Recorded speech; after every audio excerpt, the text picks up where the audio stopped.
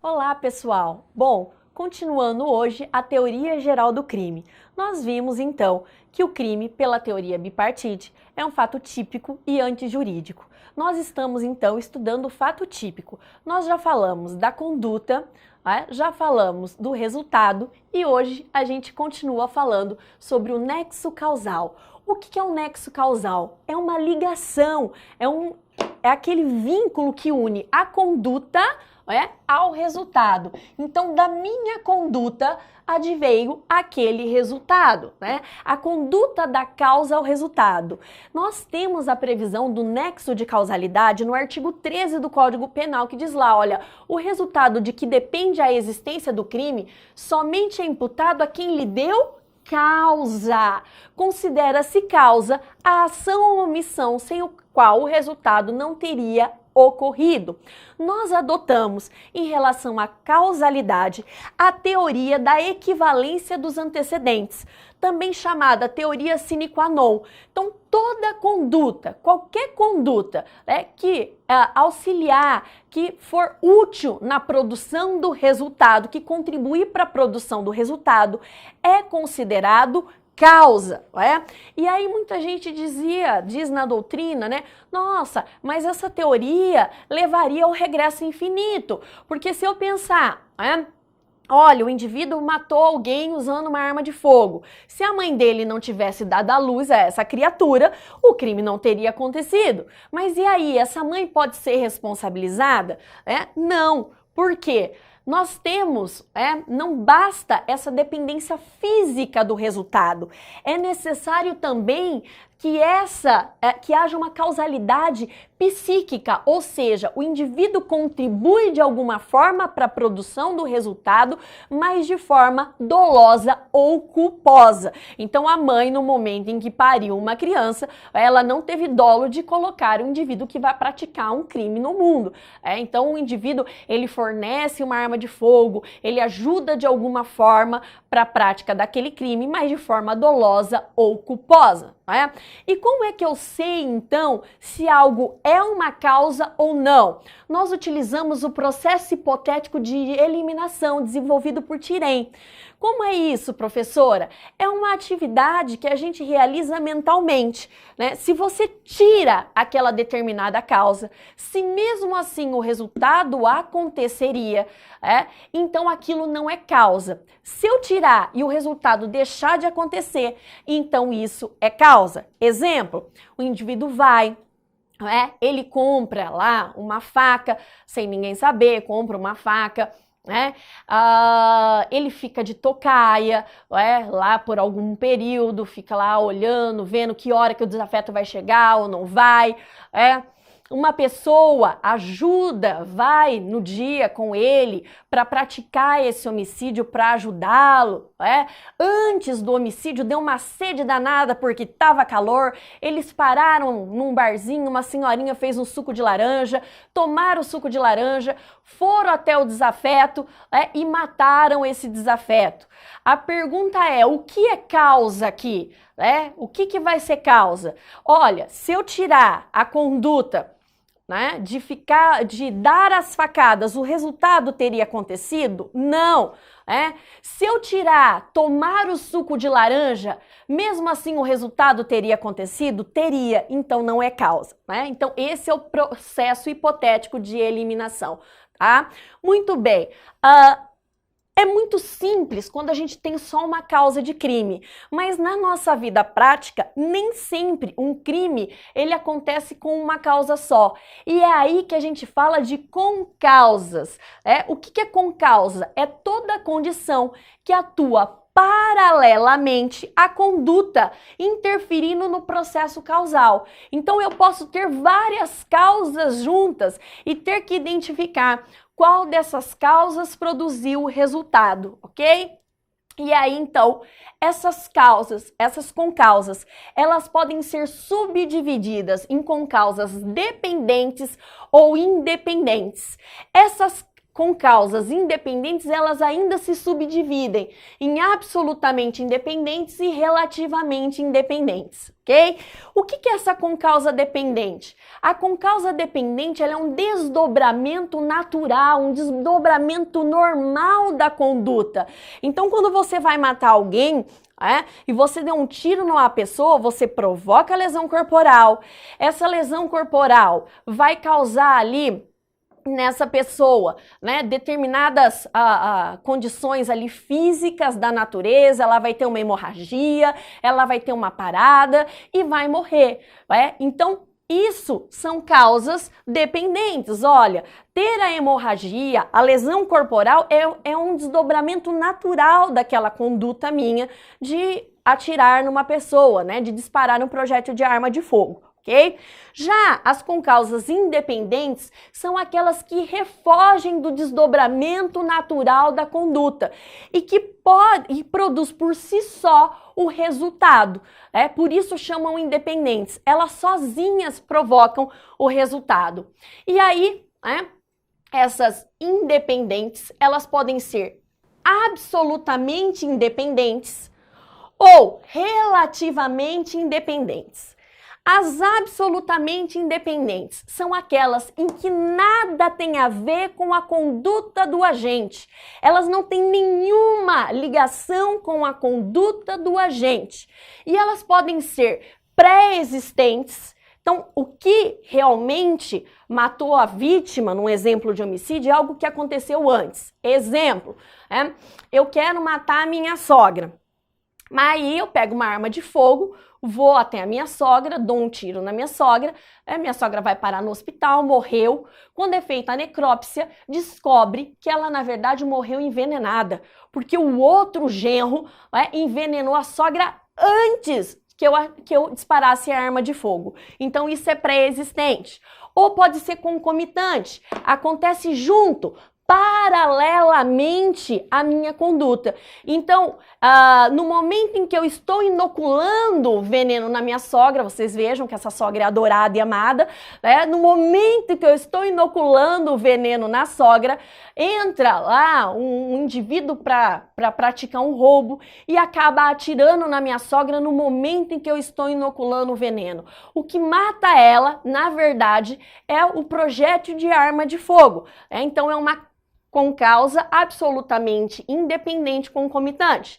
E superveniente é aquilo que vem depois, Então, o que realmente, no nosso exemplo, tira a vida da pessoa é algo que veio posteriormente. Exemplo, eu tô lá, dei veneno para minha sogra para que ela falecesse, enquanto o veneno está fazendo efeito, entra um indivíduo, dá um tiro, a desafeta dela dá um tiro na minha sogra e ela morre em razão do tiro. Qual a consequência, professora, dessas causas absolutamente independentes? Seja ela pré-existente, seja ela concomitante, seja ela superveniente. Ela rompe o nexo causal.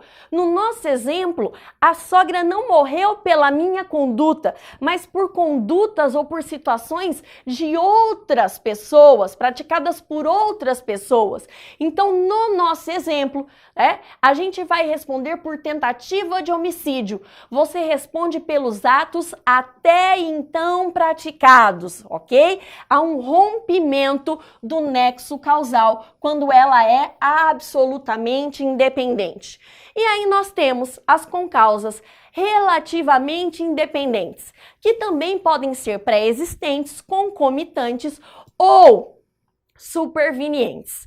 Pré-existente, professora, é algo, então, que depende da minha conduta, que ela tem ali uma ligação com a minha conduta, mas que se não fosse aquela concausa, nessa relativamente independente, a conduta não aconteceria. Então, relativamente pré-existente, eu resolvo ir lá e dar uma facada no meu desafeto com a intenção de matar. Mas eu não sei que essa pessoa é hemofílica, ou seja, aquela doença em que a pessoa ela perde o sangue, ela não consegue parar de perder o sangue por essa condição física, por essa condição de saúde, A hemorragia não cessa. E essa pessoa vem a falecer. Nesse exemplo, se a conduta, a morte decorreu da minha conduta. Se não fosse minha conduta, a pessoa, né, que tem a doença de hemofilia, ela não sangraria até morrer. Então, por isso é relativamente independente. Foi a minha conduta que desencadeou aquilo. E é pré-existente, porque existia antes da minha conduta. A concomitante ocorre paralelamente, ocorre junto com a minha conduta. Eu chego lá para determinada pessoa, para o meu inimigo, uma arma de fogo, olho para a cara dele e digo, olha, vou te matar, seu desgranhento, vou matar você, e coloco a arma na cabeça dessa pessoa. E aí, depois de alguns minutos, soltando toda a minha raiva, eu atiro e essa pessoa morre. Quando feita a necrópsia, se descobre que a pessoa não morreu em razão do disparo de arma de fogo. Ela faleceu por susto. Ela teve uma parada cardíaca em razão do nervoso, em relação da situação de estresse e morreu. Então, se não fosse a minha conduta, essa pessoa não teria, aquela situação de estresse, não teria lá uma parada cardíaca. Por isso é relativamente independente, mas concomitante. Aconteceu junto. Superveniente. Ela vem depois. Eu vou lá, atiro no meu desafeto, populares, chamam a ambulância, e enquanto essa ambulância está indo para o hospital, essa ambulância sofre um acidente de trânsito e a vítima acaba falecendo por traumatismo craniano decorrente do acidente. Portanto, se eu não tivesse dado o tiro no indivíduo, ele não estaria na ambulância indo para o hospital. Por isso é relativamente independente e superveniente, porque veio depois. Professora, quais as consequências, então, da relativamente independente? Aqui a gente tem que dividir em duas situações. Se ela é pré-existente ou concomitante, há nexo de causalidade, tá? Não rompe o nexo de causalidade. Nos nossos exemplos, o indivíduo responde sim por homicídio consumado, ok? Já na superveniente, existe uma exceção trazida pelo próprio Código Penal. Exclui-se o nexo de causalidade. E no exemplo dado, o indivíduo responde somente por tentativa de homicídio, tá? Então, só essa daqui, só superveniente, é que rompe o nexo de causalidade quando se fala de concausa relativamente independente, conforme artigo 13, parágrafo 1º do Código Penal, ok? Tipicidade, o último elemento do fato típico. O que é tipicidade, professora? Nós já vimos lá no princípio da legalidade que para uma conduta ser considerada uma infração penal, tem que ter uma lei que diga que aquilo é um crime, que aquilo é uma contravenção penal. Isso é tipicidade. Tem que ter um modelo em que o fato concreto se amolde com perfeição àqueles elementos descritos pelo ordenamento jurídico penal. A isso a gente chama de subsunção. Então, matar alguém entra lá dentro do crime de homicídio. Se você matar formiga, não encaixa, não entra lá no crime de homicídio. Dependendo da situação, pode ser até um crime ambiental, mas não é um homicídio, Não existe um formigicídio, ok? Então, tipicidade é essa previsão legal de um tipo penal que prevê aquela conduta como infração penal. E o caso concreto tem que se amoldar, com perfeição, como uma luva, numa mão, aqueles fatos descritos na lei, ok? Muito bem. Crime doloso. Muito se fala, a gente ouve, crime doloso, crime culposo, qual é a diferença? O que é o crime doloso? O crime doloso é aquele em que o indivíduo realiza todos os elementos do fato típico por livre e espontânea vontade. Ele quer realizar, a palavra é essa, ele quer realizar todos os elementos do fato típico. E o nosso artigo 18, inciso 1º do Código Penal, descreve essa conduta. Disse crime doloso, é doloso, Quando o agente, olha a palavra, quis o resultado ou assumiu o risco de produzi-lo. Então, aqui o indivíduo quer a produção do resultado. Dentro disso, eu posso fazer uma subdivisão de espécies de dolo. Eu tenho o dolo direto, que é aquele em que o agente quis o resultado. Então, até aqui, ó, é dolo direto, tá? O agente quis o resultado. Eu quero matar, eu quero subtrair, eu quero praticar aborto, eu pratico a ação nuclear com essa finalidade. É isso que eu quero. Eu quero praticar todos os elementos descritos no tipo penal. Ou o dolo eventual. O que é o dolo eventual, professora? É aquela pessoa que ela assume o risco de produzir o resultado. Ela prevê o resultado. Ela diz, olha, com essa minha conduta, pode ser que eu provoque determinado resultado. E mesmo assim, ela continua dizendo, não me importa, eu assumo o risco de produzir esse resultado. Então, uma coisa que está muito em voga, né, dentro da jurisprudência, dentro das discussões doutrinárias, são os crimes de trânsito. Uma pessoa que se embriaga, e pega um carro e assume o risco de produzir um resultado, uma morte porque está embriagado, muitas jurisprudências, muitos dos tribunais entendem que se trata de um dolo eventual. O indivíduo assume o risco de produzir um resultado, ok? Isso é o dolo eventual. Crime culposo. A culpa, ela é uma exceção. Só existe crime culposo se houver previsão legal, tá? Se houver previsão legal. Então, quando um tipo penal não diz nada, é porque a conduta é dolosa. Se você olhar lá no crime, né, de furto, de roubo, de homicídio, é só a conduta descrita, não fala nada de dolo ou de culpa. Então, se o legislador não diz nada, é o dolo, a conduta é dolosa, né? É o que a gente chama de elemento volitivo, o elemento da vontade. É o dolo. Por sua vez, quando o legislador quer criar uma figura culposa, ele diz expressamente. Então você tem lá homicídio culposo, artigo 121, parágrafo 3º. Lesão corporal culposa, tá escrito isso na lei. Artigo 129, parágrafo 6º. Então é uma exceção, tá? A regra é que os delitos sejam dolosos. O crime culposo, em razão da sua menor reprovabilidade, ele tem uma sanção menor, uma sanção mais branda do que um crime doloso. E aí a gente pode conceituar, então, o crime doloso como aquela conduta praticada pelo agente, deixando de observar o dever objetivo de cuidado. Todos nós, na nossa vida corriqueira, a gente tem que ter determinados cuidados, né? São condutas que são esperadas de qualquer pessoa. Isso é o dever objetivo de cuidado. E ele age por imprudência, negligência ou imperícia.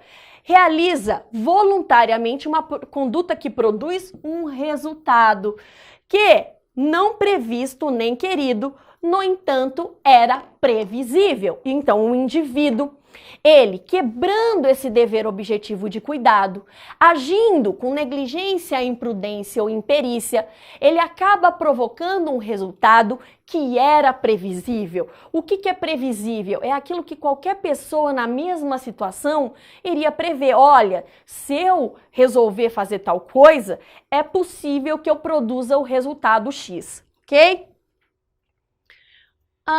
Modalidades da culpa. A culpa, ela tem 3 modalidades. A primeira delas é a imprudência. A imprudência é a forma positiva da culpa. O indivíduo tem uma ação comissiva. Ele faz algo, né, sem observar aquele dever objetivo de cuidado. Então eu resolvo limpar a minha arma de fogo, mas eu faço isso com ela municiada. Acabo disparando e ferindo alguém. Isso é imprudência. Então eu vou responder por uma lesão corporal culposa ou por um homicídio culposo se a vítima vier a falecer.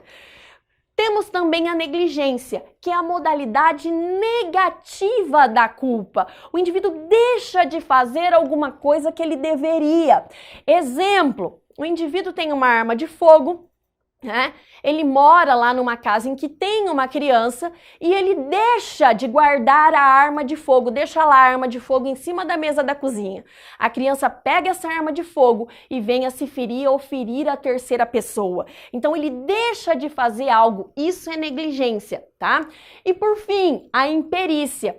A imperícia é uma falta de técnica e sempre acontece no exercício de arte, ofício ou profissão. Então aqui se fala muito da questão do erro médico, né? O indivíduo não tinha habilidade suficiente para fazer a cirurgia e acaba provocando uma lesão, acaba matando a vítima. Então, nesse caso, ele agiu de forma imperita. Lembrando que sempre a imperícia ocorre no exercício da arte, ofício ou profissão, ok?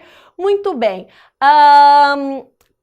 Nós temos duas espécies de culpa principais para eu falar aqui, para eu explicar para vocês. A primeira delas é a culpa inconsciente. O indivíduo, apesar do resultado ser previsível, ele não consegue prever. Aquilo nem passa pela cabeça dele. Não passa pela cabeça dele, né, que se ele der ré e ele não olhou no retrovisor, que ele possa atropelar alguém. Aquilo não passa na cabeça dele, ele é imprevisível.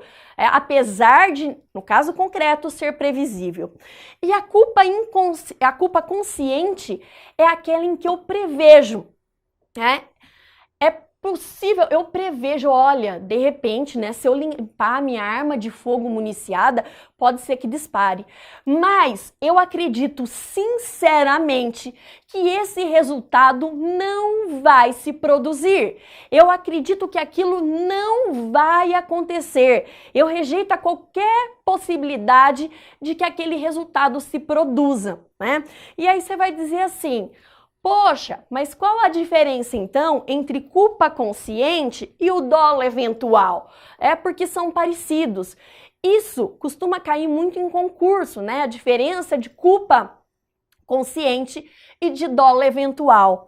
A culpa consciente, eu prevejo o resultado e o rejeito.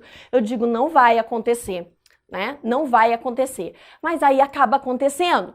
E no dolo eventual, eu prevejo o resultado e eu assumo o risco de produzir esse resultado. Eu digo, se acontecer, tá tudo certo, né? Para mim, eu assumo o risco de produzir esse resultado. Então, eu sempre dou o seguinte exemplo: o indivíduo, né, ele quer matar o cachorro do vizinho, porque o cachorro do vizinho tá latindo demais. Ele pega lá um bolinho de carne, coloca um veneno no bolinho de carne, vai até o muro, né? No momento em que ele vai jogar o bolinho de carne, ele pensa assim: poxa, o vizinho tem uma filhinha de 2 anos, vai que ela come. E aí ele diz: não, mas esse horário ela tá na escola, só o cachorro vai comer. E ele joga. A criança come esse bolinho com veneno. Isso é culpa consciente. Ele acreditava que não ia acontecer. Agora, dolo eventual, né? Ele está lá, com esse mesmo bolinho na mão e ele diz: e se eu jogar e a criança comer e morrer? Ele diz: se morrer também tanto faz. E ele joga, a criança morre. Isso é dolo eventual. Crime pré-terdoloso. O que é o crime pré-terdoloso? Ele é uma figura híbrida no que diz respeito ao elemento volitivo.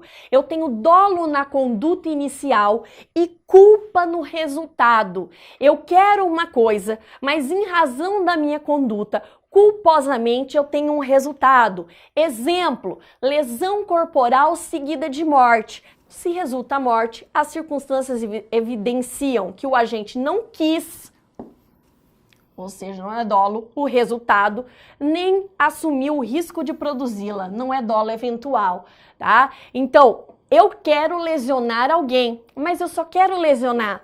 Eu não quero tirar a vida dessa pessoa. Eu vou lá, dou um murro nessa pessoa, a indivíduo cai, bate a cabeça lá no meio-fio e morre. Eu não queria a morte, eu só queria lesão corporal.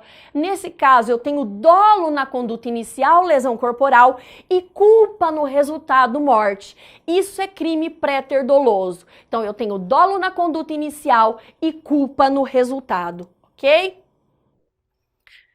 Erro de tipo. Erro de tipo. Determinadas situações, o indivíduo ele pode errar, ele pode ter uma interpretação diversa da realidade. Ele pode ter uma interpretação diversa da realidade. Esse erro de tipo, ele pode ser de dois tipos: essencial ou acidental, tá? Essencial ou acidental. O erro de tipo essencial, ele recai sobre dados principais do tipo penal, sobre as elementares do tipo penal. E ele pode ser de dois tipos: excusável, ou também chamado invencível, desculpável. É aquele que não deriva da culpa. Qualquer pessoa na mesma situação incidiria no mesmo erro. Tá? Então é aquele, por isso chama desculpável. Então qualquer pessoa na mesma situação incidiria no mesmo erro. Exemplo: eu estou lá em determinado local, numa festa, e eu e mais outra amiga temos uma bolsa idêntica. Eu pego sem querer a bolsa dela, porque ela estava na mesma mesa que eu, colocou a bolsa lá perto da minha, eu achei que era a minha bolsa e levei para casa. Então, é um erro excusável. Qualquer pessoa na mesma situação incidiria no mesmo erro, ok?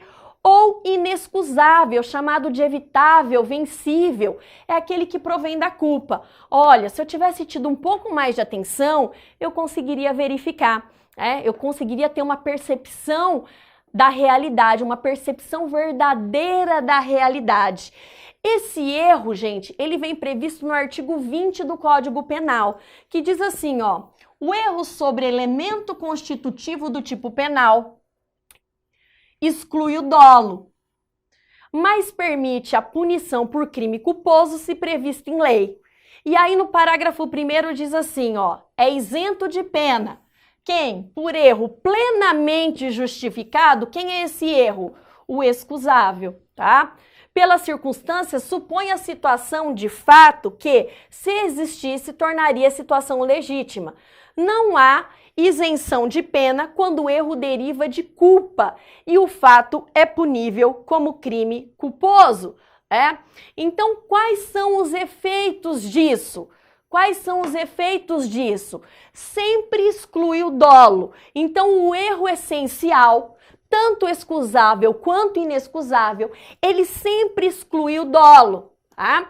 Mas, se ele for inexcusável, aquele que deriva de culpa, se a conduta tiver previsão culposa, o indivíduo responde pela modalidade culposa. Um outro exemplo que a gente dá de erro essencial é aquela senhorinha, que já tem bastante idade, que não tem muito acesso à internet, não tem muito acesso a determinadas coisas, e que surge lá no seu quintal um pé de maconha. Para ela é uma planta como qualquer outra, ela não tem a mínima noção, de que aquilo é maconha. Chega a polícia na casa dela e diz: olha, a senhora está plantando maconha. Então, essa senhora incidiu em erro essencial. Se a conduta, assim, na situação dela, era impossível ela descobrir que aquilo era maconha, ela não tinha condição de saber disso, exclui dolo e culpa. Se inexcusável, por culpa, mas como não existe, no caso, o plantio de maconha culposo, a conduta se torna atípica, ok? Muito bem. Nós temos também o erro do tipo acidental. Essa é a parte que mais cai em concurso quando se diz respeito a erro de tipo, tá?